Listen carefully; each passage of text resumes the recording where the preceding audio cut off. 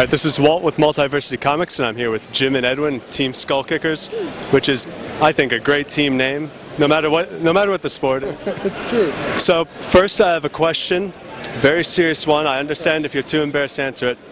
Have you ever heard of Dungeons and Dragons? Ah. Okay. Once upon a time, I believe, yes. There may have been a... have you ever played Dungeons and Dragons? No. What? Oh, this guy. Okay, one of us is a gigantic nerd. I can tell you that on faith. Alright, well, I'll just play the guessing game there at a later point in time. I'm a football fan, if it's any consolation. Well, again, we talked about team names, so... Yeah, it's good. Football could be related. It's possible. So, you talk in the back matter, which, by the way, I love the amount of back matter that you put into these. We can't stop talking. And in a previous issue, you talked about the importance of humor. And, you know, for those that haven't been reading this, a lot of times people try and divide, you know, you've got your action, you've got your humor. And here we've got something that is equal parts action and humor. And what do you think, what role does humor play in a sort of fantasy action thing like this? I think the reality is that when you're talking about storytelling or you're talking about appeal, I mean, generally speaking, people want to finish up a movie or they want to finish up a story, and if they've got a smile on their face, I think that that's a really, really powerful thing to do. I get that people want to tell serious stories. They want to, you know, you want to touch their heart, or you want to have some sort of deep, meaningful statement about humanity as at large or whatever. But I think that having just straight, solid entertainment that doesn't talk down to your viewer, that doesn't treat them like they're stupid, but just says, hey, we're all having a great time. We're going to give you some unexpected stuff. We're going to throw in some things you've never seen before, and you're going to finish every issue with a smile on your face. I think that's the best thing that we can do. All right. And now, in the first story, in the first story, we had back when it was still possibly a miniseries, not quite sure, and ongoing, we had the ongoing subplot, which is the main story of this current arc. Right.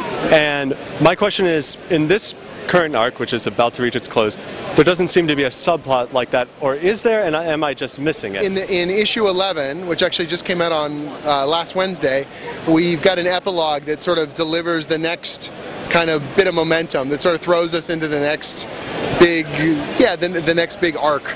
Gives you the tools that we're going to need to tell our next story. So yeah, it's there. It doesn't get delivered as early as it did in the first one, but yeah, we're definitely layering in the next arc each time, try and tease a little bit about where we're going to be going with it.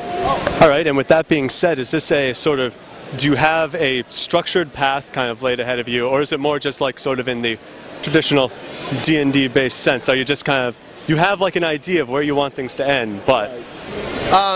I know it seems random at times, and it is ridiculous at times. There is actually a plan. I'm serious, there is a plan. Stuff that seems completely random, stuff that seems really out there in left field is going to come together and start attaching little puzzle pieces. And I think people are going to be really surprised when it all comes together, how it all starts to fit. Even when I'm talking to Edwin, I'm finally starting to sort of get him more involved and tell him, okay, this is where things are going, and he scratches his head, or he's sort of a little bit surprised. Oh, really? That meant something? Yeah, no, that actually has a purpose.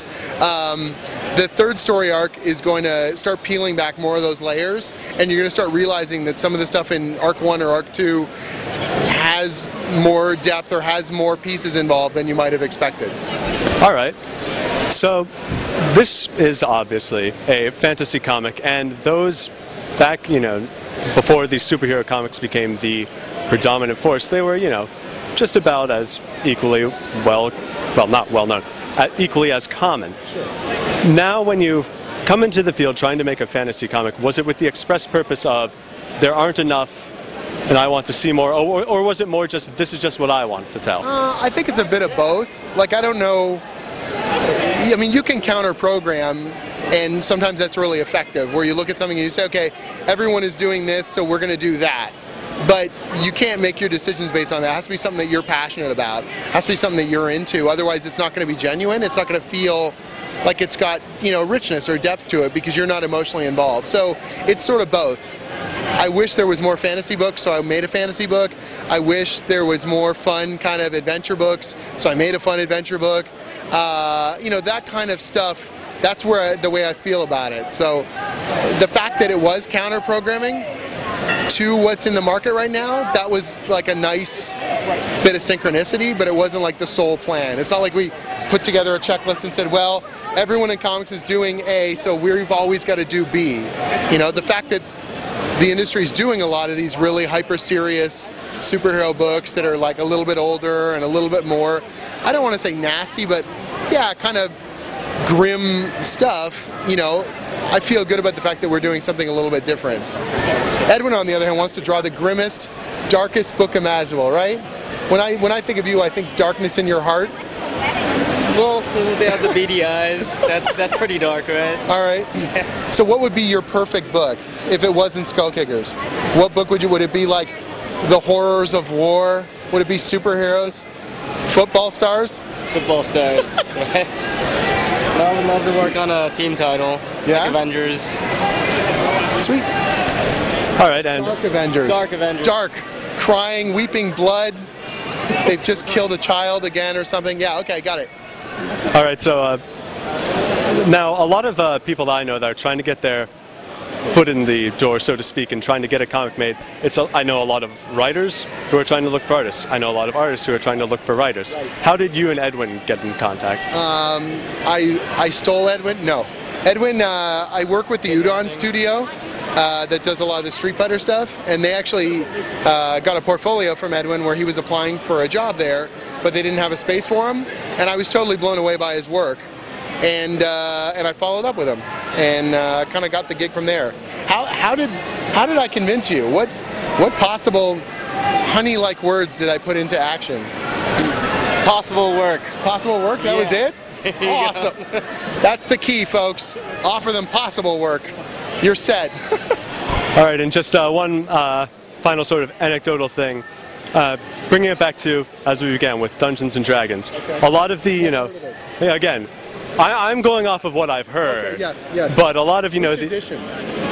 Personally, I'm a 3.x fan. 3.x? Oh, Just, okay. you know, the general. Wow, we're getting specific. It's good. Everything that happens in between there. But not to digress too much. No problem. A lot of, you know, what I've said, and, you know, some other friends who've read it have said is that when you read Skullkickers, the ridiculous actions that Baldy and Shorty get into, it just seems like, you know, when you're really like playing a game like this, it's not like the dignified stuff that, you know, they try and make it seem like, and, you know, it's just the players will always come up with something ridiculous to do. I guess I'm gonna have to reveal my role-playing roots here.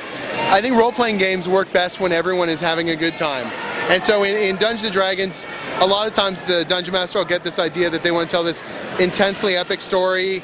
They want to go on these massive, deep and meaningful tales, and the reality is you're with a group of your friends, you're sitting at a table, you're having a good time, and that's a totally valid goal.